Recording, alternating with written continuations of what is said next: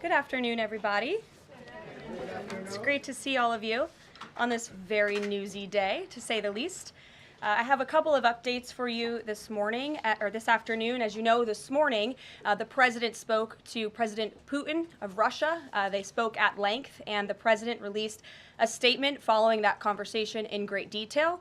I can also confirm that the president just recently got off the phone with President Zelensky of Ukraine. His truth is as follows. I just spoke to President Zelensky of Ukraine. The conversation went very well. He, like President Putin, wants to make peace. We discussed a variety of topics having to do with the war, but mostly the meeting that is being set up on Friday in Munich, where Vice President J.D. Vance and Secretary of State Marco Rubio will lead the delegation. I am hopeful that the results of that meeting will be positive. It is time to stop this ridiculous war where there has been massive and totally unnecessary death and destruction. God bless the people of Russia and Ukraine. I myself just spoke to the president about these calls, and he told me to tell all of you they were very good calls, they were very positive, and the administration is wholeheartedly committed to a peace deal to end once and for all the Russia-Ukraine war. More on that later. I'm sure you'll have more questions to ask. This week, the president has continued to deliver on his promises to the American people. According to new polling that was released at the beginning of this week by CBS News, an overwhelming 70% of Americans said that President Trump is following through on what he pledged to do during his historic campaign. The poll also revealed that Americans see President Trump as a tough, energetic, focused, and effective leader fighting hard to improve their lives and our country. And yesterday, in particular, was a truly special day for the United States of America. Thanks to the great leadership of President Trump and the strong and tough leadership of President Trump, Mark Fogel, an American teacher detained by Russia, was returned to American soil and met with the president here at the White House last night. Special Envoy Steve Witkoff and the rest of President Trump's incredible national security team helped to negotiate the exchange that secured Mark Fogel's release. This event shows a good faith effort from Russia, and it's a sign, as I just said, that we are moving in the right direction to end this brutal war. Malphine Fogel, Mark's 95-year-old mother, was understandably very worried that she would never see her son again after his arrest in 2021. Mrs. Fogel was actually slated to join President Trump on stage at the July 13th Butler, Pennsylvania rally to speak out for Mark, and then the infamous assassination attempt against President Trump took place. But that day, before the rally, President Trump promised Mark's mother that when he returned to the White House, he would bring her son home. God saved President Trump's life on that day in Butler, Pennsylvania, and now Mark Fogel is back home safely with his family as a result. God is good. The president also continues to bring back common sense to our government. This week, he signed an EO to end the procurement and forced use of paper straws. Taxpayer dollars were wasted on these non-functional and massively unpopular products for no other reason than it made radical activists feel good about themselves. And on trade, President Trump continues to take bold action to protect America's critical steel and aluminum industries, much like he did in his first term. And the president signed proclamations to close existing loopholes and exemptions to restore a true 25% tariff on steel and elevate the tariff on aluminum to 25% as well. This administration believes these tariffs will protect our national security and put American workers first. And in the Oval Office yesterday with Elon Musk, President Trump took further action to make our federal government more efficient and effective. He signed an EO implementing the DOGE Workforce Optimization Initiative. Now agency heads will coordinate and consult with DOGE to significantly shrink the size of the federal workforce and limit hiring to essential positions only. The unaccountable bureaucracy will finally be reined in. On another important matter this morning, Senate Republicans continued to confirm President Trump's exceptionally qualified nominees, most recently Director of National Intelligence Tulsi Gabbard, who will be joining us later at the White House for her swearing-in ceremony. It's imperative that the remainder of the president's cabinet nominees are confirmed as quickly as possible. On another important matter this week, illegal alien criminals continue to be arrested and sent home as part of the ongoing mass deportation effort of the Trump administration. Just this week, 2 planes with 190 Venezuelan illegal aliens arrived in the Venezuelan capital from Fort Bliss, Texas. Here are some of the criminal illegal aliens who were arrested in the country this past week. ICE Atlanta arrested a citizen of Nigeria who had been convicted of money laundering. ICE San Antonio arrested a citizen of Mexico who had been convicted of assault. ICE Denver arrested a citizen of Mexico who had been convicted of aggravated assault. And ICE Houston arrested a citizen of Mexico who had been convicted of aggravated assault. Now, before I take questions, I would like to address an extremely dishonest narrative that we've seen emerging over the past few days. Many outlets in this room have been fear-mongering the American people into believing there is a constitutional crisis taking place here at the White House. I've been hearing those words a lot lately. But in fact, the real constitutional crisis is taking place within our judicial branch, where district court judges in liberal districts across the country are abusing their power to unilaterally block President Trump's basic executive authority. We believe these judges are acting as judicial activists rather than honest arbiters of the law, and they have issued at least 12 injunctions against this administration in the past 14 days, often without citing any evidence or grounds for their lawsuits. This is part of a larger concerted effort by Democrat activists and nothing more than the continuation of the weaponization of justice against President Trump. Quick news flash to these liberal judges who are supporting their obstructionist efforts: 77 million Americans voted to elect this president. And each injunction is an abuse of the rule of law and an attempt to thwart the will of the people. As the president clearly stated in the Oval Office yesterday, we will comply with the law in the courts, but we will also continue to seek every legal remedy to ultimately overturn these radical injunctions and ensure President Trump's policies can be enacted. So here in our new media seat today, we have Chris Pavlovsky, an entrepreneur who has a strong passion for protecting freedom of speech. Chris started the video sharing platform Rumble in 2013 with a mission of protecting a free and open internet from censorship by big tech and governments around the globe. The platform has always been a place for independent creators to share their authentic opinions, and they have always included President Trump, in contrast to the way he was censored by other platforms in years past. Since its founding, Rumble has grown exponentially, recently marking 67 million monthly active users. It's a lot of users. If you're watching right now and interested in sitting in this seat, you can apply, whitehouse.gov/new-media. With that, I will take your questions. And Chris, why don't you kick us off on this very busy news day? Karoline, thank you very much to you and President Trump. It's an honor to be sitting here in the new media seat for the White House press briefing and to be able to demonstrate why freedom of expression is so important. Rumble was the victim of censorship at the hands of multiple foreign governments. It's clear there are still many countries who oppose free speech and even target American companies. Can you describe what the administration will do to protect U.S. interests and values worldwide? Sure. Well, thanks for the very important question. And I think that free speech and ending censorship, both here at home and also abroad, is an important part of President Trump's agenda. I think first, President Trump has led by example on this front as the leader of the free world, the president of the United States, with his show of access and transparency on a daily basis. The president takes questions from all of you almost every single day and really reveals what he's thinking and feeling, and I think that serves as a great example to the rest of the world. As for tangible actions that the president has signed, he did sign an executive order, I believe on day one, certainly within the first week of this administration, to restore free speech and stop government-sponsored censorship here at home.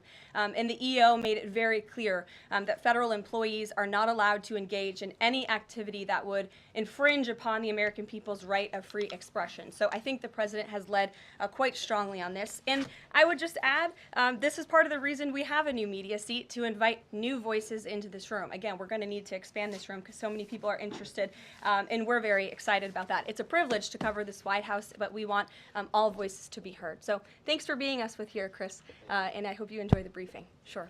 Jordan. Thanks, Karoline.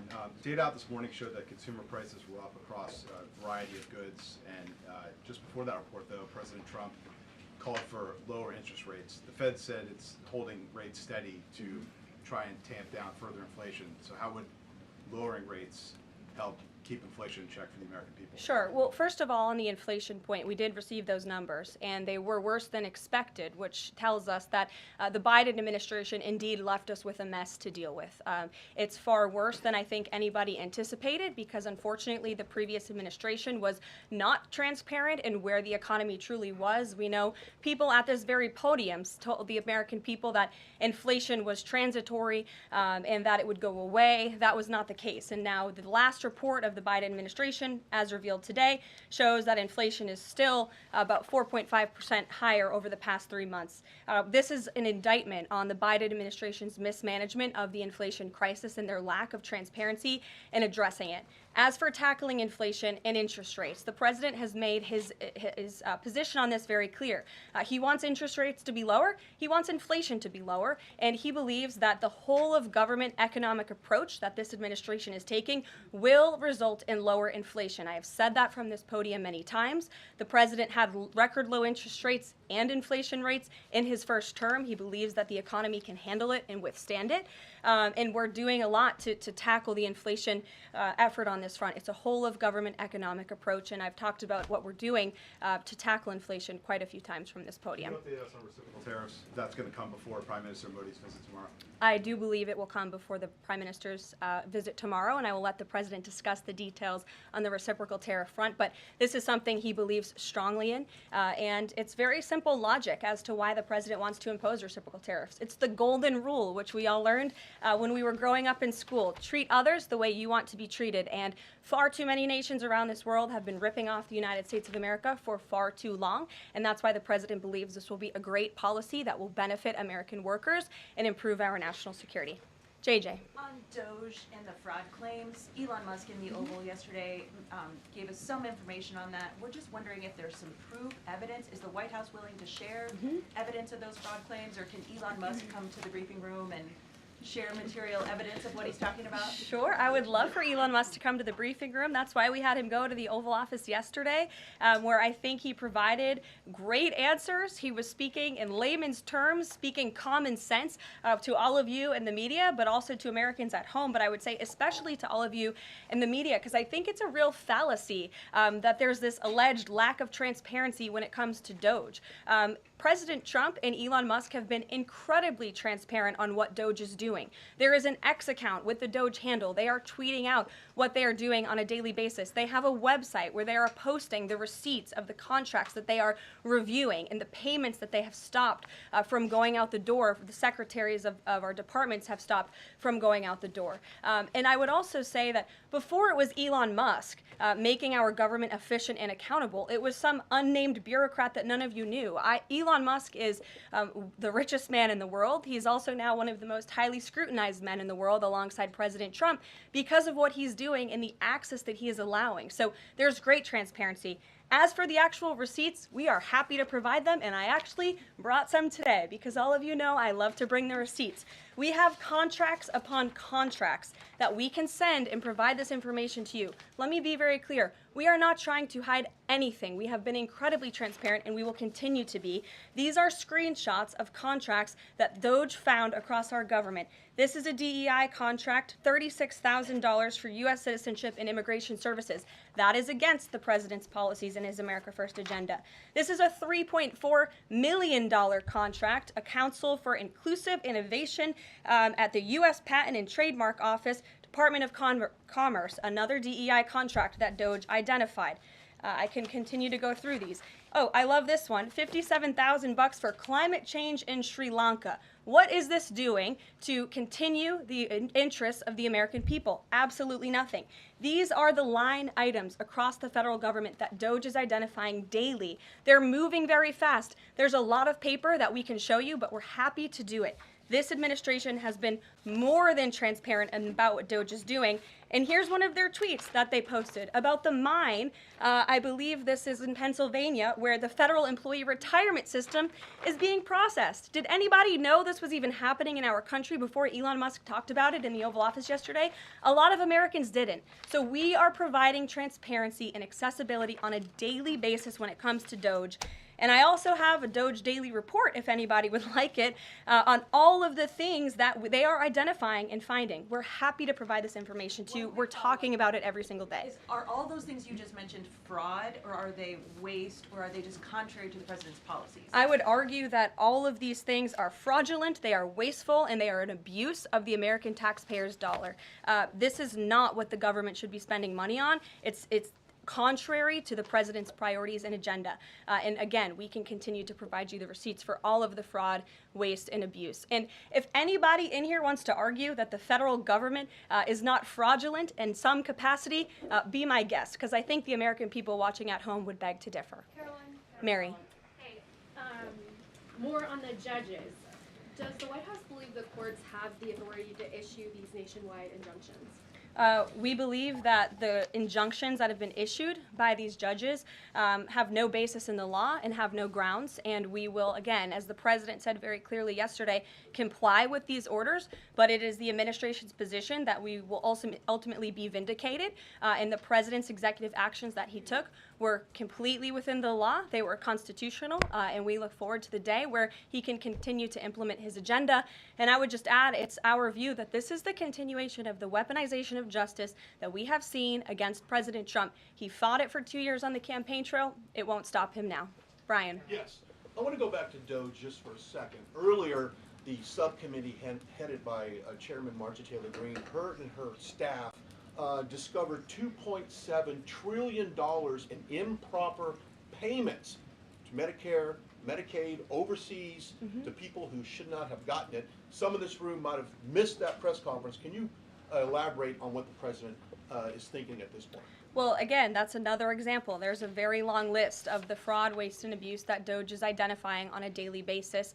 Elon Musk also talked about yesterday about Social Security payments that are going out the door for people who are no longer with us, unfortunately. I would say that is certainly fraud. There's also a lot of contracts they've identified that, just as a hypothetical example, are $1 million, but only 500,000 went out the door. So where's the rest of that cash? And so that's the thing. Those are the things that Doge is working on every single day.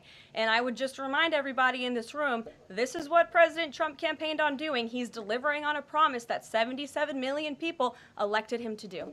James. Thank you very much, Caroline. Two foreign policy questions, if I may. Sure. First, the statement that was released after this morning's phone calls identified Mr. Witkoff as the special envoy who will be part of the delegation that undertakes to resolve the Russia-Ukraine war. I had thought that that individual was General Kellogg, and so can you clear that up? Sure, I'd be happy to. As you mentioned, the president, in his truth, following the phone call with Vladimir Putin, said that he has asked Secretary of State Rubio, the director of the CIA, John Ratcliffe, our national security advisor here at the White House, Michael Watts, and Steve Witkoff to lead the negotiations. As for General Keith Kellogg, he remains a critical part of this team in this effort. He's played a tremendous role in getting the negotiations to this point, and he's very much still part of the Trump administration. The other subject is Iran. I took note of President Trump's comments in his Super Bowl interview with our colleague Brett Baer to the effect that he wants to do a deal with Iran. However, that interview appeared after the supreme leader of Iran, the Ayatollah Ali Khamenei, had already ruled out any additional negotiations with the United States. So kind of a two-part question. A, what gives the president any confidence that Iran will come to the table? And B, more fundamentally, why is the president interested in doing a deal with Iran instead of doing everything he can, perhaps short of U.S. military intervention, to try and hasten the end of what many of his own supporters regard as an evil regime? Well, the president has made it very clear that he will never allow Iran to have nuclear capabilities. That is a red line that he has drawn, and he will not allow that to happen. But you asked why President Trump wants to make a deal. I would remind you, he's the master of the art of the deal. He is America's deal maker in chief. He leads from a position of securing peace through strength. And I think time and time again already, in just 4 weeks, we have seen the president being able to negotiate successful deals with our partners, our adversaries all around this world. The release of Mark Fogel just last night is something that I think speaks to the president's deal-making ability. This is something that the Biden administration allegedly tried to do for 3.5 years. I think you all should go back and ask some of those Biden administration officials what they even tried to do and why weren't they successful, because for 3.5 years Mark Fogel sat in a Russian prison and it took President Trump 3 weeks to get him back on American soil. There's nobody better at making deals than Donald Trump. Phil Wegman. Thank you. 2 foreign policy questions.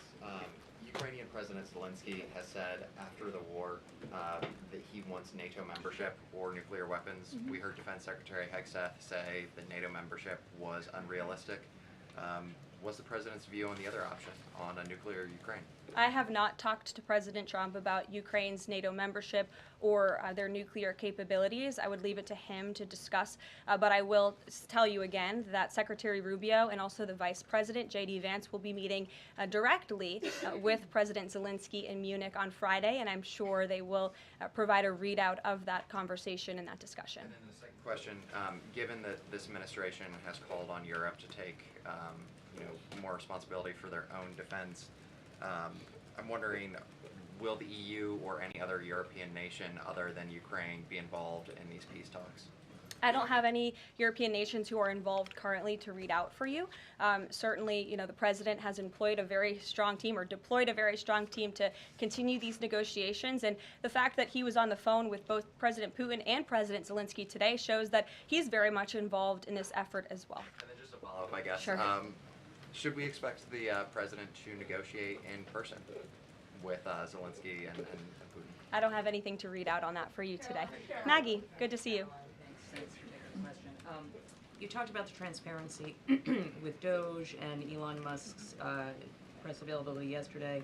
There is a conflict of interest law in place that says that people who have personal interests can't interact with government entities that could touch on those. Has President Trump signed a waiver for Elon Musk? Does such a thing exist? If it does, will you guys release it in the interest of transparency that he's committed to? I have not seen the law that you are referring to. What I can tell you is that Elon Musk, as I've confirmed before, is a special government employee. He is filing the proper financial disclosure, and he is complying with all applicable federal laws. As you also heard, Elon address this directly yesterday in the alleged conflict of interest, and he said everything he's doing is very public, and if you all perceive a conflict of interest, you're welcome to bring that up. And as the president said, if he feels like Elon is engaging in something that's a conflict of interest, he will tell Elon not to do that. And Elon also said yesterday that before he moves forward with anything, he consults with the President of the United States. So we're very confident with the ethics and the guardrails that have been put in place here. Caitlin. Thanks, Caroline. I have a few things for you, but on the commitment by President Trump, he said that he and President Putin agreed to visit each other's respective nations. Are there any preconditions that President Trump has that President Putin must do before he goes and meets with him, withdrawing some forces, withdrawing all forces, anything like that? Not that I'm aware of. That doesn't mean they don't exist, but I was just talking with the president in our national security team. I wasn't made aware of any conditions, but if they exist, I'm happy to provide those. And on the president himself, he styles himself as this master negotiator. He is now deploying these negotiations, saying that they start immediately. We did hear from the Defense Secretary, Pete Hegseth, though, today saying that NATO membership is not realistic for Ukraine and neither is returning to pre-2014 borders.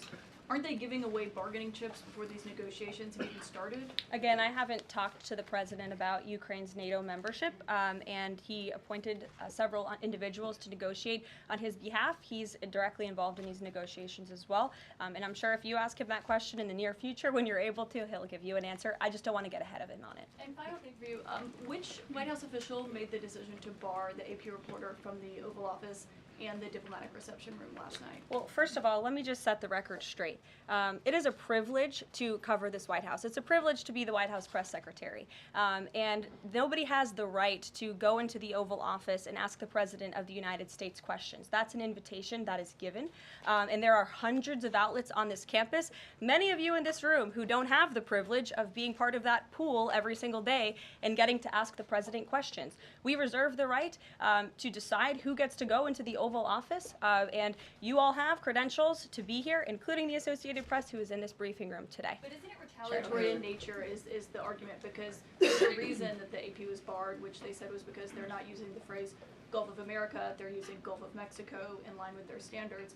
And so the question here is this setting a precedent that this White House will retaliate against reporters who don't use the language that you guys believe reporters should use? And how does that align with the First Amendment commitment that you were just talking about? I was very upfront in my briefing on day one that if we feel that there are lies being pushed by outlets in this room, we are going to hold those lies accountable. And it is a fact that the body of water off the coast of Louisiana is called the Gulf of America. And I'm not sure why news outlets don't want to call it that, but that is what it is. The Secretary of Interior has made that the official designation in the Geographical Identification Name Server. And Apple has recognized that, Google has recognized that, pretty much every other outlet in this room has recognized that body of water as the Gulf of America, and it's very important to this administration that we get that right, not just for people here at home, but also for the rest of the world.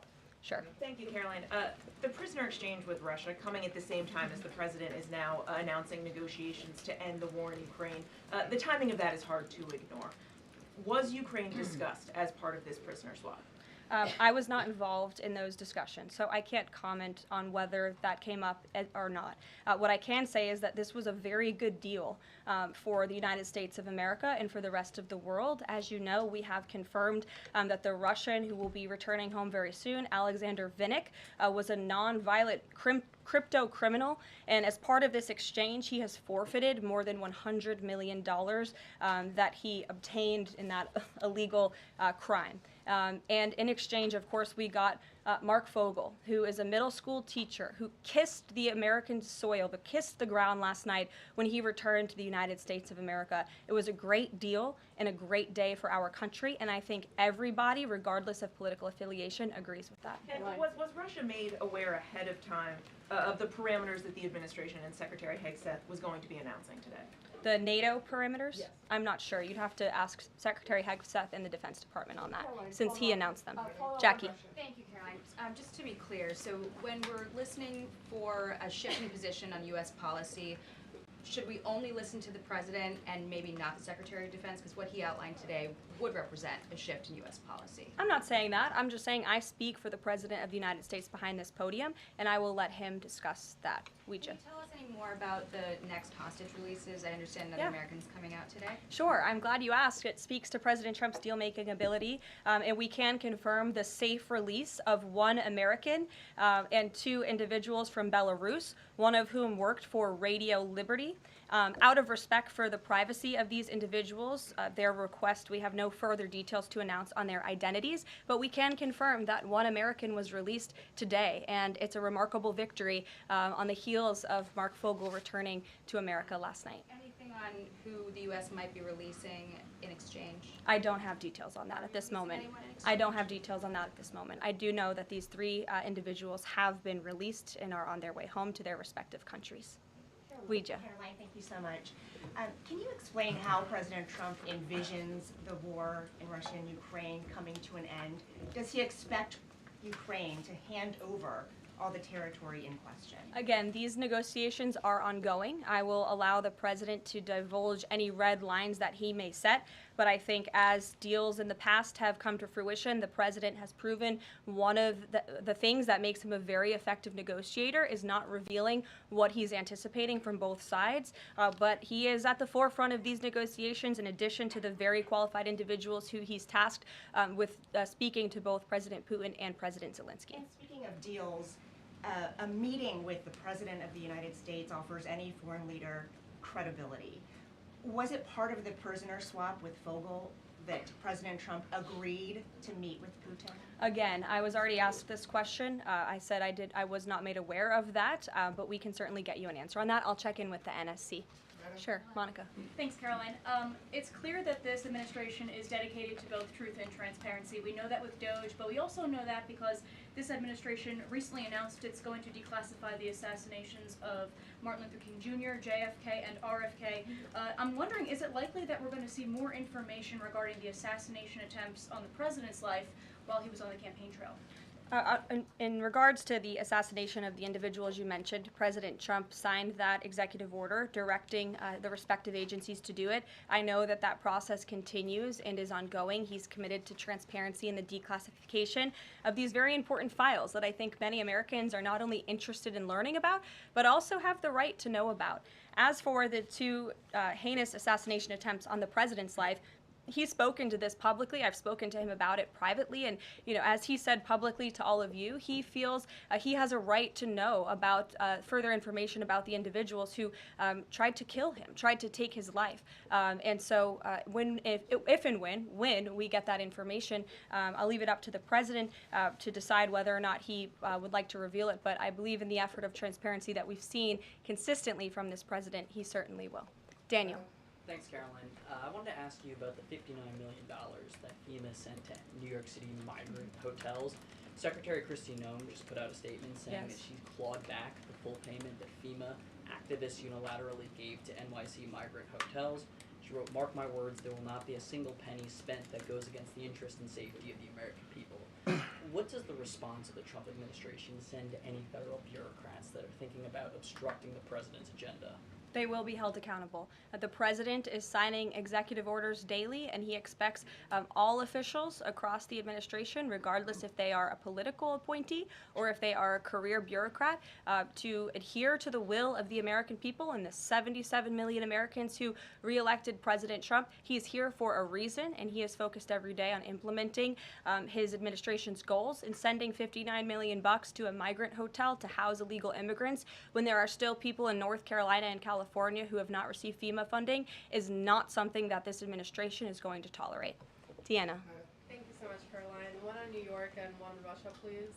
On New York City Comptroller Brad Lander is accusing DOJ of clawing back $80 million that was intended for New York City FEMA funding.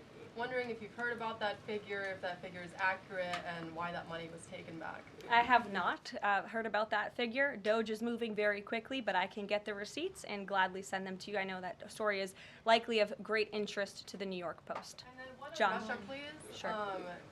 Is President Trump waiting for a kind of signal or an action from Putin to go to Russia? And would he be willing to go to Ukraine in the future? I don't have any decisions to make on the president's potential visit to Russia or any in-person meeting at this time. John. Thanks a lot, Caroline. Two questions, one on foreign policy, one on domestic policy. Following up on the president's call that he had with President Putin, does the president view Russia, does he view President Putin as an ally, as a partner, as a competitor, or as an adversary?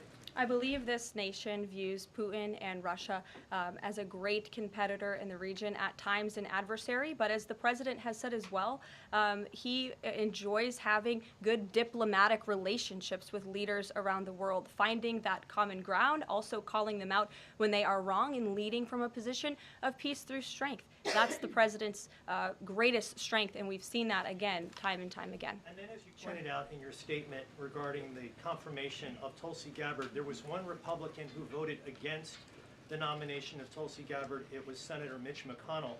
Similarly, how does the administration view Senator McConnell?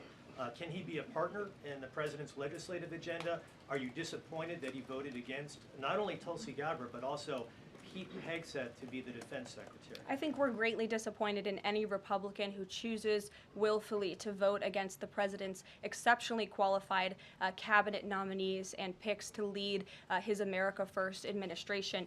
Not a single Democrat swayed from voting against President Biden's nominees, and we know how many of them turned out. They turned out to be atrocious at their jobs, leaving America much worse than they were when they took the oath of office. And so I've said it repeatedly from this podium. I addressed it suggested at the beginning of my remarks. We expect all Republicans to vote, to stay tough and strong, vote for President Trump's nominees so we can get to work and continue to work very hard to implement this president's agenda.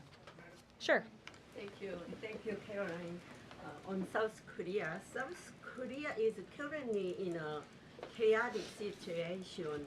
How does the President Trump react to the current chaotic situation in South Korea? Secondly, if South Korea needs help from the United States, what role do you think the U.S. will play?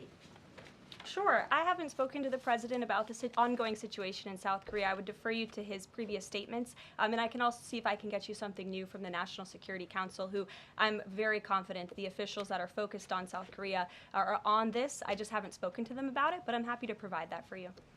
Yes. Thank you, Caroline. Does Elon Musk have power of the presidency? Absolutely not. Right. That's a ridiculous question. I asked that question because, the Democrats have been hurling insults at Elon Musk, hurling attacks, calling him President Musk. Most recently, Jamie Raskin, the congressman, took it a step further, calling for Musk's impeachment, saying that he somehow usurped the power of the presidency. What's your response? It's utterly ridiculous. Elon Musk addressed this in the Oval Office yesterday. The president addressed it as well. Elon Musk is serving at the pleasure of the president, just like everybody else on this team. He takes directives directly from the president of the United States. And I think some of the comments that you referred to are nothing more than a failed attempt from the media and from Democrats to try to sow division in this White House. We saw them do it in the first term. We're not going to let them do it in the second term. This is a unified team who is working at the pleasure of the president to do what's right for the American people. I have one more quick housekeeping note before I leave you all today. The president wanted me to share with all of you that he had a wonderful meeting with King Abdullah of Jordan yesterday. They discussed many things, including the Gaza Strip and its future at great length. The king would much prefer that the Palestinians stay in place, with the additional land to be used for new development, which would greatly create jobs at levels never seen before. But the president feels it would be much better and more majestic if these Palestinians could be moved to safer areas. I would just add to that the president remains wholeheartedly committed to seeing peace in the Middle East, and our Arab partners in the region have been tasked with coming up with a peace plan to present to the president. That is ongoing. King Abdullah mentioned that yesterday. He also committed to accepting 2,000 sick children from the Gaza Strip, which the president called a beautiful gesture. So the administration continues to work with our Arab partners in the region. We stand closely with our ally Israel, and the president has presented this big, new, bold idea to secure peace in the Middle East, and he is not going to waver from that. And we look forward to seeing that goal of this administration achieved as well. Thank you very much, everybody, and we'll see you very soon.